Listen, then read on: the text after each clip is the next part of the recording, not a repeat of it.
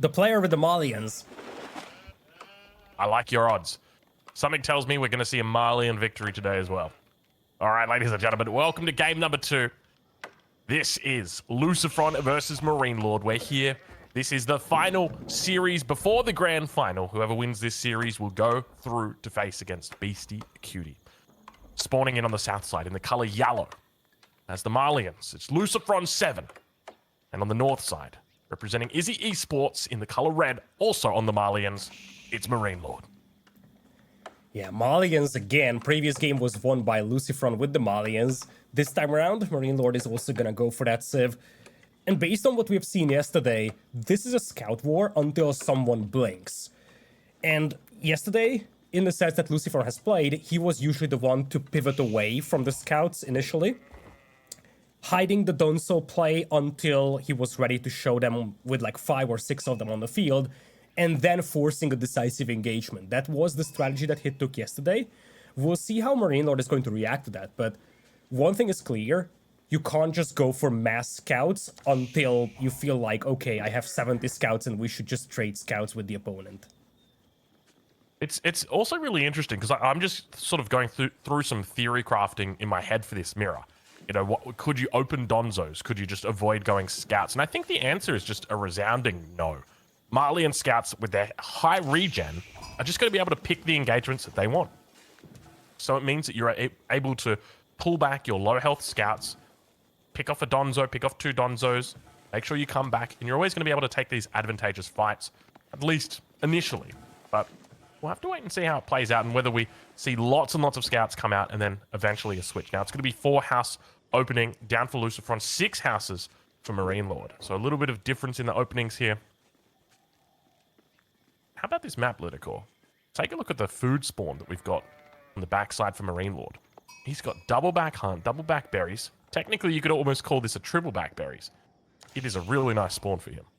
It is. It's actually very funny that neither of the players will care much about it, because based on what we have been seeing in this round of Golden League, Malian Mirrors, you rarely see professional scouts by the final day, because players have started to realize that if you go for professional scouts, your opponent will be able to match your scout numbers, so you won't really be able to ferry in many deer. And it turns out it's actually more effective to play a cattle-based economy. So I would actually be surprised if either of the players started ferrying in deer in this matchup. Yeah, that makes a lot of sense. Obviously, your deer or your scouts are faster with warrior scouts.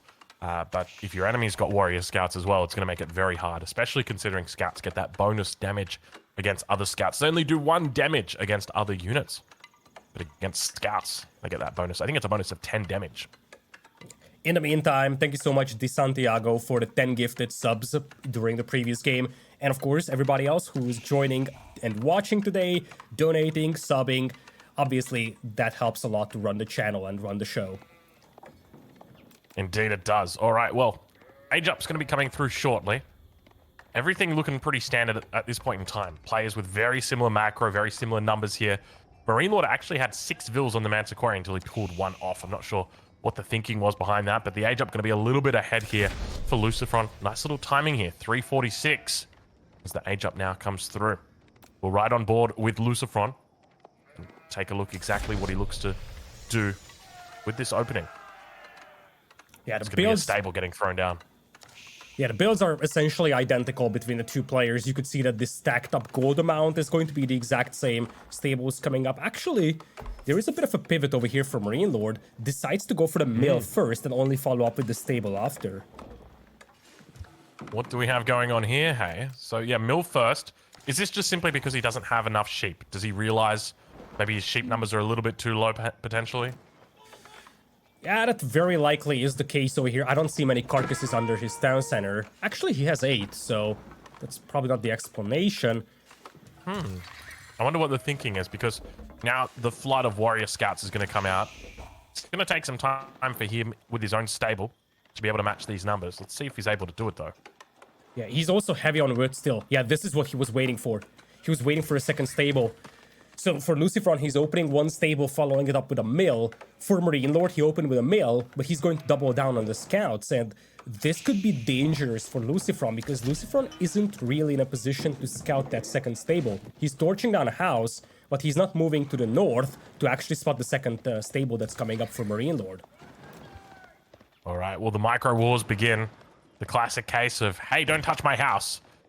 In Age of Empires 3, we used to call this the house dance. Happened all the time. You'd be sieging down a house and you got to try and push your enemy off it without actually taking the damage. And he manages to get a little cheeky hit in, but he's outnumbered for the moment. MarineLorD with 2 scouts up against 5 of LucifroN. Only 3 in the base at the moment, but those numbers going to continue to rise. We see LucifroN looking to pick up some upgrades behind this. Now the 3 warrior scouts coming in. But once again, the 4th one. And Lidakor, it's slowly but steadily getting out of hand here for MarineLorD. He's going to have to catch up some way. He's obviously got that second stable. I don't like this for MarineLorD. He's about to lose a second house over here. Scout numbers are still better for LucifroN, and he already has some upgrades in as well.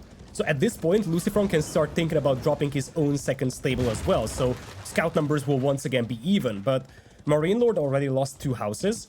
Plus, LucifroN also has double broadaxe and fertilization for his eco. So in this Malian mirror, I feel like there is a bit of an edge now to LucifroN, despite MarineLorD trying to play double stables and trying to build up a scout lead. Yeah, the tempo advantage has been huge for him, and we do see the scout war now coming through. MarineLorD was population blocked for just a little bit of time, but now got that defender's advantage. The production right next to this fight will allow him to push back these Malian scouts. Keep in mind, both of these players are going to be able to heal back up to full. Yeah, LucifroN is back on wood, and this is about the domain where LucifroN usually starts thinking about making a switch into Donzos. And I think this is a good position for him to do that, especially when he sees the second stable. That should tell him, okay, MarineLorD is committing very heavily to the scouts play. Right now, MarineLorD is defending. He's got no eyes on the base of LucifroN. You make a barracks, make 4 Donzos. By the time MarineLorD spots that, you could possibly force a decisive engagement with the Donzo support close to this gold mine. Yeah, that's a big call. All right, well, the numbers have built up for MarineLorD now, so he's suddenly got map, or at least a little bit of map presence out here. It's interesting that they can both see each other's armies, spot each other's army from quite far away. Keep in mind, they've got really fast units. These guys, when they're upgraded, some of the fastest units in the game. MarineLorD opting for a pit mine on the front here. Very all or nothing pit mine.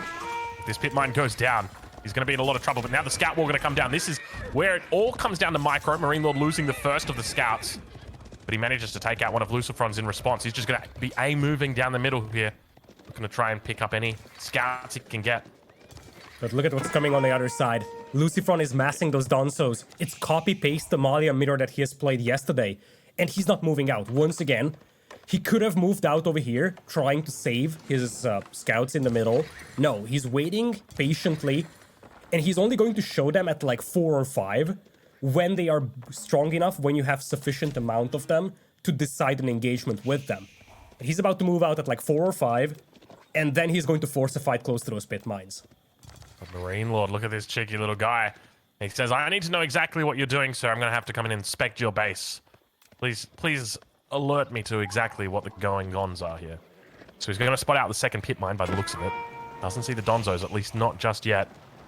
Now attention on these houses as 2 Donzos going to be coming out. Could be all he needs to turn the tides here. MarineLorD in a bit of a difficult spot. So much cavalry. Yeah, he's doing the right thing over here. Oh, no, MarineLorD, don't get trapped in there. That was a trap. Oh my lord, was that a trap right there? That was a General Akbar trap if I've ever seen one. He fortunately didn't take the bait though. MarineLorD manages to get out, only losing the 1 warrior scout, or rather the 1 warrior scout to the Donzos at the end. Yeah, but once again, this is where this gets difficult for MarineLorD. Now he's playing catch-up. He's also adding his own Donzos, but it's 7-1 when it comes to the ratio. MarineLorD cannot fight this right now, but if he doesn't fight this, he's going to start losing the houses around the pit mine, and that's going to start taking a toll on his economy. This is why this is so punishing from LucifroN. I think MarineLorD is doing the right thing. Just go for a counterattack here. You will lose those houses no matter what. So the best thing that you could possibly do is just trade it off with the opponent and buy yourself some time to build up your own Donzo numbers. Yeah, that's exactly it. But the thing is, behind this, LucifroN's just getting further and further ahead, and I suspect we might have a Castle Age coming through. And once Veterancy comes through on these Warrior Scouts, it's going to be a whole different problem that MarineLorD's going to deal with, but you can see the posturing coming through. He's doing well. It looks like a fight might happen. Donzo's on the south side. They're going to be the key factors in this, but MarineLorD's Donzo numbers have risen to the occasion, but keep in mind, LucifroN now sitting on somehow 12 Donzos. Where did they come from? 12 Donzos? Are you serious? They usually come from barracks. That is a good call. Interestingly, we also see a Musafati. I suspect that might be a misclick. Quite possibly, although there are some sofas on the field for MarineLorD, but yeah, that's probably... It's a bit of a weird addition when you only have one Musafati warrior. What's more alarming for MarineLorD is that he's being outnumbered very heavily on the Donzo front. He's playing catch-up, and remember that his eco has been slightly weaker the whole game, as it looks like we will have the engagement once again close to these pit mines. Sofa's actually going to get huge value here. These guys don't get heavily countered by the scouts. Obviously, scouts get extra damage against each other. Now those Donzos doing work on that south side. This is where LucifroN should be able to take the numbers advantage. The Donzos should be able to rip through those scouts. Keep in mind, the Sofas should be able to soak up plenty of damage on that top side. It looks like MarineLorD's hold might be successful here, but it's hard to call it until we actually see the fat lady singing. Yeah, it looks like it was a bit of I'm not gonna say miss micro here by LucifroN, because it's very difficult to focus fire in such engagements, but it felt like his Donzos were mostly fighting the Donzos of MarineLorD and not focusing down the cavalry. Whereas for MarineLorD, he prioritized the cavalry with the Donzos, and that's why the front line of LucifroN just disappeared in a blink of an eye. Also, MarineLorD is committing all his resources to this defense, whereas for LucifroN, he's banking up resources for Castle. But indeed, that was a big victory out there for MarineLorD. Yeah. I think MarineLorD will be really happy with that, but he won't be really happy when he realizes his enemy is about to hit Castle. But MarineLorD's got a pretty decent food income at the moment, about a minute away from Castle Age himself. Let's see if he can disrupt the enemy age-up attempt, though. See, over on the west side of the base now, looks like MarineLorD's going to be the one taking out houses. LucifroN's got plenty of population space, so no prospect of any kind of pop block coming through. Javelins from the Donzos come in, able to take out the first of the scouts. Posturing back and forth, but the Donzo numbers have risen to the occasion, and the defense is solid. The age-up will be coming through. Expect to see veterancy. And what unit combo does he move into after this? Does he just go full Donzos here? Could be the case. Yeah. For the time being, you probably just go heavy on the Donzos, and that once you have the Farimba garrison, you can start thinking about the archers for LucifroN. He's going to have the Castle Age advantage. He's going to have poison arrows in a little faster as his opponent. Good news for MarineLorD is that he has a bit of a head start when it comes to building up those archer numbers. So, from a position that was rather concerning for MarineLorD a couple of minutes ago, he has managed to even this out, and you see that his Castle Age time is just going to be about a minute delayed compared to his opponent's. Yeah, so I'm going to be opting for the Farimba garrison as well. And we do see veterancy on those archers coming through for LucifroN here. Also veterancy on the Donzos, making sure to pick those up. And just moving into mass archers. So we could potentially see archer wars coming out from these two guys. I don't know whether we've seen a Marley and Mira go this long before, but what happens once they get to this stage of the game, Lidakor? Have you got any clue? Not yet. We'll have to see. All right, well, looks like the Donzo javelins are just so great, aren't they? They've got such a huge range on them. All right, the age-up's about to come through. MarineLorD going to be clicking those veterancy buttons immediately. Let's see what he moves into, whether it's going to be archers himself. I suspect the archers will do a lot more effectively in this matchup than javelin throwers would. And so players would probably push just towards mass archer, maybe just supplemented with a couple rounds of javelin throwers potentially. I feel like it's gonna be archers will be able to take the good initial engagements as long as Donzos are on the field, as long as they have poison arrows against the cavalry possibly. But eventually javelin throwers should start reigning supreme, especially if you have some meat shield in front of them, because that's where they really thrive, having that front line in front and just shooting over it with the long range they have. Yeah. All right, well, the veterancy slowly coming through from MarineLorD, looking to pick up veteran Donzos as well. But have a look at this. Relics on the way through. The first one for LucifroN going to get picked up here. Both players still on 1 TC. No one going into cow landmarks. Have we got any cow ranches or cattle ranches down just yet? I don't think so. I think they're still just harvesting the cattle for the time being. You might need to pull that scout, indeed MarineLorD does. But you'll be fine though. Look at that. Yep. Fast as lightning. Yeah, that shaman should not live to see another day, although it's going to get the relic relatively close to the base. lovely that LucifroN is picking up those relics. He's trying to build up those small bits of advantages, and for him, he already has his 3rd pit mine. MarineLorD is just now building the houses around that, and that's where it's getting a little alarming for MarineLorD. He's down by about 400 gold per minute, and that's going to start showing on the playing field very soon. Yeah, really good call. It's also showing in the upgrades. Have a look at the upgrades that are coming through at the moment for LucifroN. Looking to pick up the extra little bit of poison damage here on his own archers, up to 32 archers now, compared to MarineLorD's 17. So a stark difference between these two and their archer numbers. Yeah, now, poison arrows is an upgrade that takes a lot of time to research, so an unfortunate timing of an engagement over here could ruin LucifroN's plans. He needs to be very cautious moving out, he needs to wait until this upgrade finishes, and then take the fight. But if he does that, he's going to have a decisive advantage in that engagement. I feel like he's moving out a little too early, though. Has some scouts to spot the enemy army, though. This is clever. Sees where the enemy army is, and he won't engage before the upgrade finishes. Yeah, pretty smart move from him to be doing that, but we do see now these relics slowly but steadily getting picked up. He's going to be oh, this is dangerous. No, it's not. Never mind.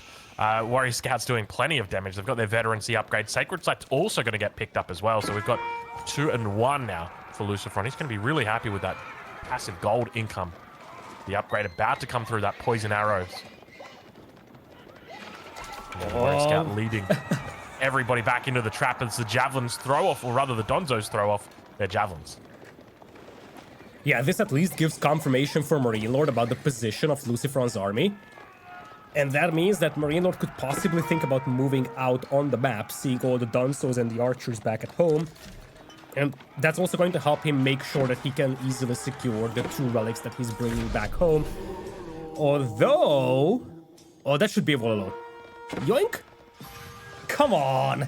Oh, he might get it. Oh my lord, it was so close. Those Warrior Scouts were just tickling the edge of that. Take a look at this.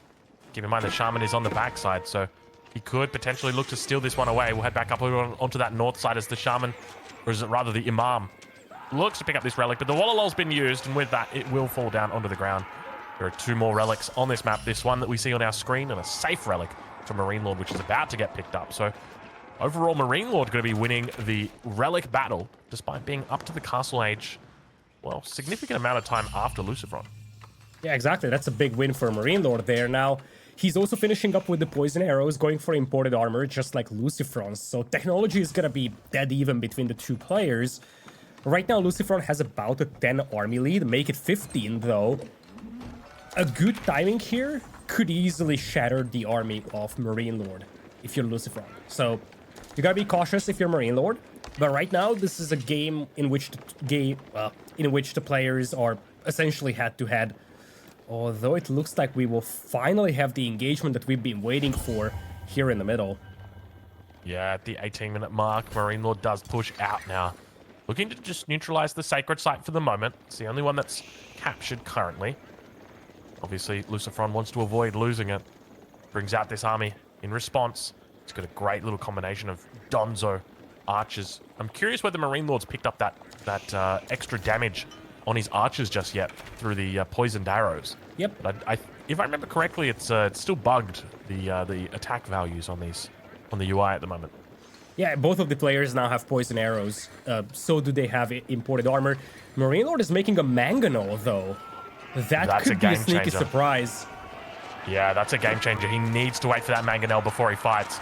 It's going to get him so much value if he can just stay alive a little bit longer here. The army is massive right now for LucifroN, up more than 20 military population.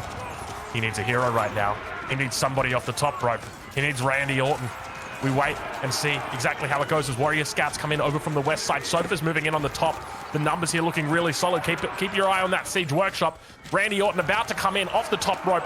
He's looking to try and stay alive, but the Donzo numbers are just still so high. Here he comes. Watch out, ladies and gentlemen. Watch out, the Mangonel! Lidakor only hits a handful of archers, and Donzo's immediately pulled towards that. Vill's going to get pulled, looking to try and repair it up. The second shot comes out. It's a big one. Only hits the front line, not doing too much damage, and Mangonel shot number 3 comes in. Needs to make sure he keeps this Mango alive. It goes wide once again. None of the shots hitting. LucifroN, obviously some of the best micro in the game, so it's no surprise that he's able to duck, dip, dive, dodge, and dodge. not looking good for him, though, is it? Oh, this is still good for MarineLorD's having a tough LucifroN. time. Yeah, This is yeah, it's great looking really for good for LucifroN. LucifroN.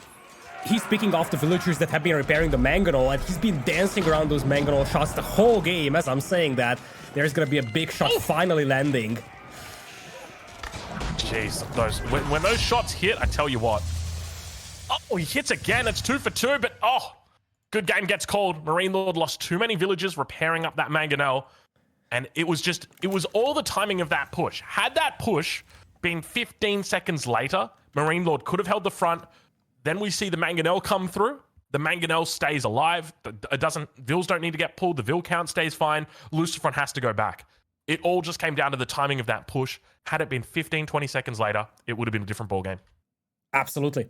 MarineLorD invested into those mangonels, but the first one didn't really have a massive impact on those battles, partly because LucifroN had such a good micro, and as you said, if the second mangonel was there, this is a completely different game, but LucifroN took that engagement before the mangonels showed up, managed to pick off the repair villagers, and in a mirror, that's not a loss that MarineLorD can afford, and MarineLorD knows that fully well, that from that point on, he's playing from a disadvantage.